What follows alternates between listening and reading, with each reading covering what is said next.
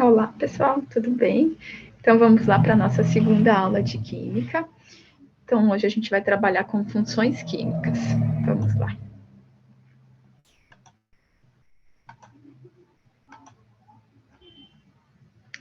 Então, o que são funções químicas? Então, a gente chama de função química o conjunto de substâncias que apresentam propriedades químicas semelhantes. As duas principais funções químicas são as funções orgânicas e as funções inorgânicas. As orgânicas correspondem àqueles compostos que derivam do elemento de carbono. Então, são todas aquelas substâncias que têm na sua composição o elemento de carbono. E as substâncias inorgânicas, elas são formadas por todos os demais elementos. Então, as substâncias inorgânicas possuem molécula e podem ser produzidas dentro e fora dos organismos vivos. As principais são a água, o gás oxigênio e os sais minerais. Então, a água, o H2O, é a substância mais abundante nas células e, portanto, nos seres vivos. Ela é fundamental para a vida, porque é a substância que possui maior capacidade de dissolver outras substâncias. O gás oxigênio é fundamental para quase todas as células, pois é indispensável à respiração, e os sais minerais são compostos químicos que fornecem às células vários elementos necessários a diferentes funções. Os principais sais minerais são o ferro, o sódio, o potássio, o cloro, o cálcio, o iodo, o flúor, o nitrogênio e o fósforo.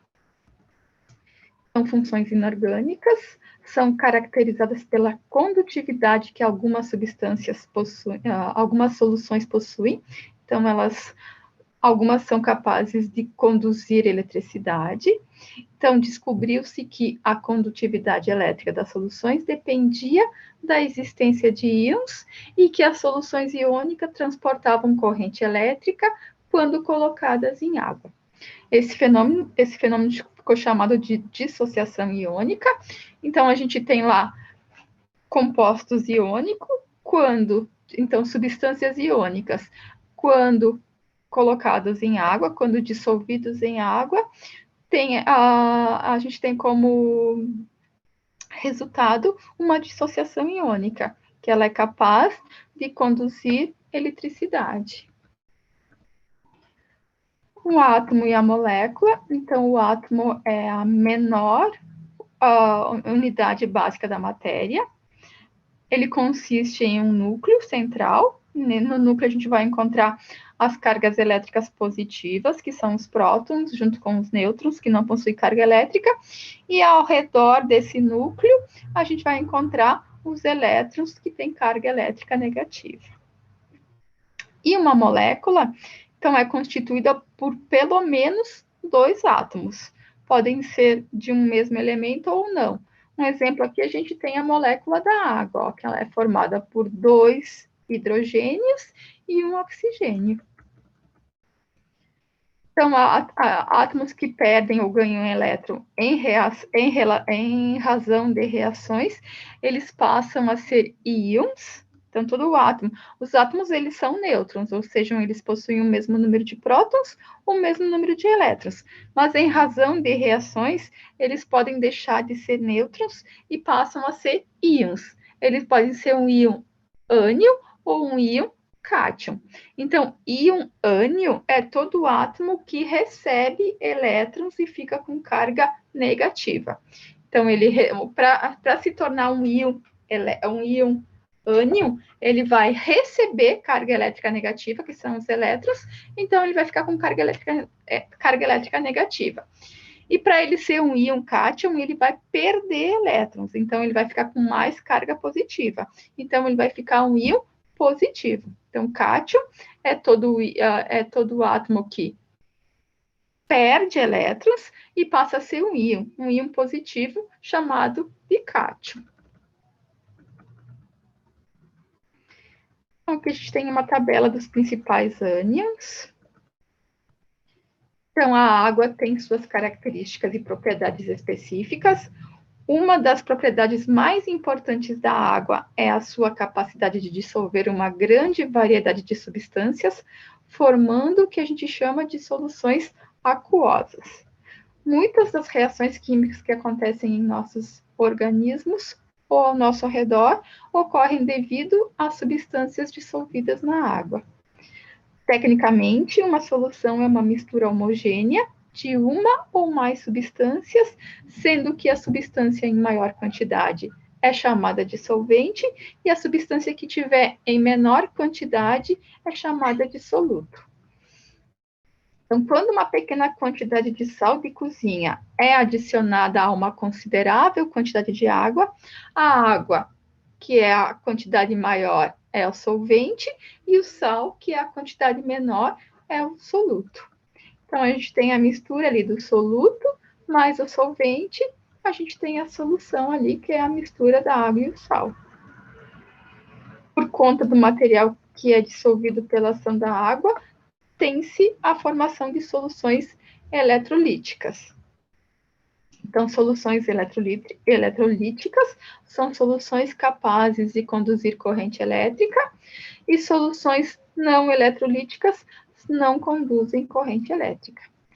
Importante, se a solução conduz corrente elétrica, é porque ela tem íons livres.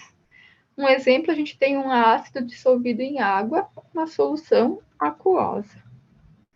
Então, a água não é boa condutora de eletricidade, então o que faz acender a lâmpada é a presença dos íons, partículas eletricamente positivas e negativas em solução. Os íons transportam as cargas elétricas. Então, a gente tem aqui exemplo, ó, a gente tem água pura, então a gente vê a água destilada, a gente vê que a água pura não conduz corrente elétrica. No segundo exemplo, aqui a gente tem íons positivos e negativos, só que fixados no sólido, não estão dissolvidos em água, então também não produzem corrente elétrica. Agora aqui a gente tem a presença de íons positivos e negativos dissolvidos em água. A gente viu que aqui tem eletricidade, ó, acendeu a lâmpada. Conduz corrente elétrica. Então, conduz corrente elétrica quando a gente tiver íons positivos e negativos dissolvidos em água. Caso a solução contida no copo seja de água com sal de cozinha, a lâmpada certamente acenderá. Mas se a solução tiver açúcar, isto não ocorrerá. Então, o cloreto de sódio tem seus íons liberados na forma de cátion, Na, e de ânion, Cl, na presença de água. Isso não ocorre com a sacarose, pois suas moléculas em água não formam íons. Então, para que conduza a eletricidade, é necessário que existam os íons. A água que bebemos contém concentrações pequenas de íons, sendo a água boa para dissolver compostos. Então, as substâncias inorgânicas são divididas em 4 grupos: ácidos, bases, sais e óxidos. Grandeza chamada pH fornece a medida de acidez e basicidade. Então, essa escala do pH varia de 0 a 14. A escala de pH está relacionada com a concentração de acidez presente nas soluções. Então, quanto menor for a escala ali, quanto mais próxima a 0, maior é o grau de acidez. Quanto maior for o número ali, menor é o grau de acidez. Então, a gente tem ali os ácidos, as bases, e na metade, ali no 7, a gente tem os elementos neutros. Então, a gente tem também aqui alguns exemplos de substâncias sólidas, de outras de bases. Neutro, a gente tem ali a água da torneira. As substâncias bem ácidas, a gente tem ali, ó, o limão, que tem pH igual a 2, ó. O ácido clorídrico tem pH 0,1. Bases, a gente tem, ó, a água sanitária, tem 13 de pH. O sabonete tem 10 de pH. São alguns elementos de elementos ácidos e alimentos bases ou alcalinos. Então, aqui a gente tem ácidos e bases. Então, ácidos têm sabor ácido, reagem com metais ativos, com desprendimento do gás H2. O papel do tomassol fica vermelho, neutraliza as bases. Então, quanto mais vermelho, mais alto é o pH. Bases têm gosto amargo ou adstringente, são untuosas ao tato. O papel do tomassol fica azul, então quanto mais azul, mais base, mais azul vai ser. E neutralizam os ácidos. A gente tem aqui também algumas substâncias, alguns exemplos de substâncias ácidas, neutras e alcalinas ou bases. Então, o nosso sangue contém um pH que varia de 7,3 a 7,4 sempre. O que o nosso organismo faz para equilibrar o pH do nosso sangue? Então, para compensar, ele vai buscar o cálcio das articulações, o magnésio, vai buscar tudo o que conseguir para equilibrar esse pH. Isso se chama de sistema de amortecimento. Então, todos nós temos um sistema de amortecimento sem o qual não sobreviveríamos. Então, a gente tem aqui o pH do sangue normal é de 7,35 a 7,45. Entre 6,85 a 7,35, a pessoa está com acidose. Abaixo disso, ocorre risco de morte. E acima de entre 7,45 a 7,95, tem uma doença chamada de alcalose. Acima de 8 também pode chegar a risco de morte. Então, quando esses valores chegam a estar abaixo de 6,8 ou acima de 8, o indivíduo corre sério risco de vida. Então, um exame de sangue chamado gasometria arterial. Então, a acidose é quando o sangue se torna mais ácido, com valores entre 6,85 e 7,35. Então, ele tem pH abaixo do normal. O pH ácido provoca sintomas como falta de ar, palpitações, vômito, sonolência, desorientação e até causa risco de morte, caso se torne grave e não seja tratado para a regularização do pH. A alcalose acontece quando o pH do sangue está entre 7,45 e 7,95. Então, nesse caso, ele tem pH acima do normal. Nem sempre causa sintomas, e na maioria das vezes são os sintomas da doença que provocam a alcalose. Entretanto, também podem surgir sintomas como espasmos musculares, fraqueza, dor de cabeça, confusão mental, tontura e convulsões, principalmente provocados pelas alterações em eletrólitos como potássio, cálcio e sódio. A acidez do solo. Então, a acidez do solo é muito importante ao se cultivar plantas e vegetais, pois alguns se adaptam melhor em solos mais ácidos, como a mandioca e a erva mate, já outras necessitam de um solo mais básico, como a soja, o algodão e o feijão. Essa medida do pH de acidez do solo é feita por meio do potencial hidrogeniônico, ou seja, é a medida de teor de íons por unidade de volume. Quanto maior esse teor, mais ácido é considerado o solo. O pH exerce importantes influências nas plantas em geral. A acidez está ligada até mesmo à produtividade do solo. Solos mais ácidos podem não produzir bem. Para tornar um sólido básico, corrigindo seu pH para o cultivo de certas espécies de planta, usa-se o calcário, cujo pH está na faixa de 6 a 6,2. Então, se um solo é muito ácido, para tornar ele mais básico, para corrigir esse solo, é usado o calcário. pH do solo não influencia somente no crescimento, mas também na cor que as flores irão apresentar. Um exemplo, a gente tem a hortênsia aqui, ó. Então, se a gente tiver um solo, se essa hortênsia for plantada num solo básico, ela vai fazer flores rosas, e se ela for plantada num solo ácido, ela vai ter flores azuis.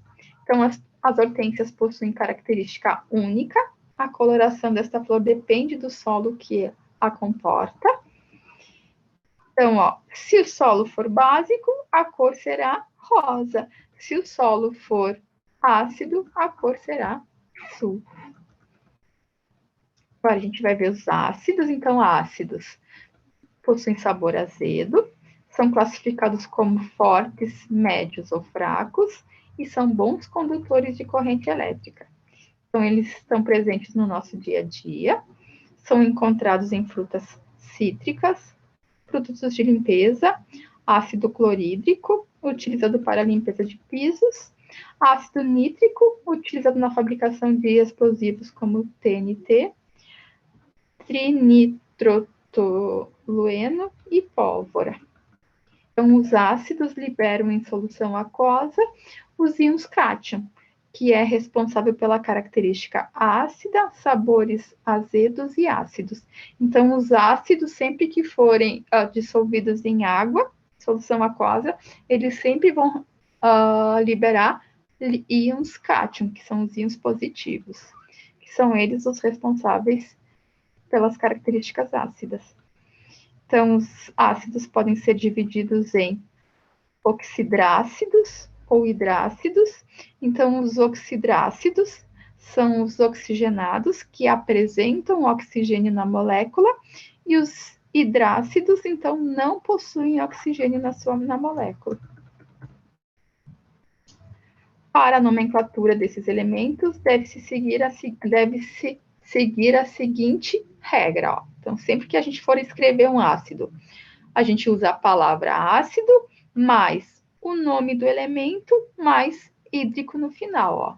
Então, a gente tem ali ó, o ácido, fluor, ó, a gente tem o flúor, fluorídrico, para o cloro, ó, ácido clorídrico, para o bromo, ácido bromídrico, e para o iodo, o ácido iodídrico. Então, o que é a chuva ácida? Então, a chuva só é considerada ácida se o seu pH for inferior a 5,5. Então, chuva ácida é um fenômeno causado quando determinados óxidos entram em contato com a água presente na atmosfera e reagem formando ácidos. É um tema de fundamental importância devido ao risco que oferece à vida e ao ambiente. Então, a gente tem aqui, ó, os óxidos de enxofre e nitrogênio provenientes de fábricas e escapamentos de veículos entram na atmosfera. Lá, então, em contato com a água, tem as reações químicas. Então, essas reações químicas formam essa chuva ácida. Ó. Então, os ácidos presentes no ar e na chuva prejudicam as pessoas, deterioram edifícios, lagos são envenenados, matando plantas e animais aquáticos e danificam as árvores. Ó. O solo também se torna mais ácido, plantas absorvem substâncias venenosas. Então, ó, a água da atmosfera, junto com esses óxidos, formam essa chuva ácida. Ó. Então, essas reações formadas com essa solução aquosa formada com os óxidos de enxofre e de nitrogênio, mais a água atmosférica, formam essa chuva ácida. Então, no solo, a chuva ácida dissolve os principais nutrientes das plantas, além de liberar alumínio e cádmio, composto tóxico para plantas e animais do local. No campo das construções, o fenômeno corrói diversos materiais de prédios, estátuas, monumentos, degraus de escadarias, pisos e até carros. Então, agora a gente vai para as bases. Então, bases possuem ânions, então os íons negativos, acompanhados sempre de um metal. o que torna responsável pelo sabor adstringente.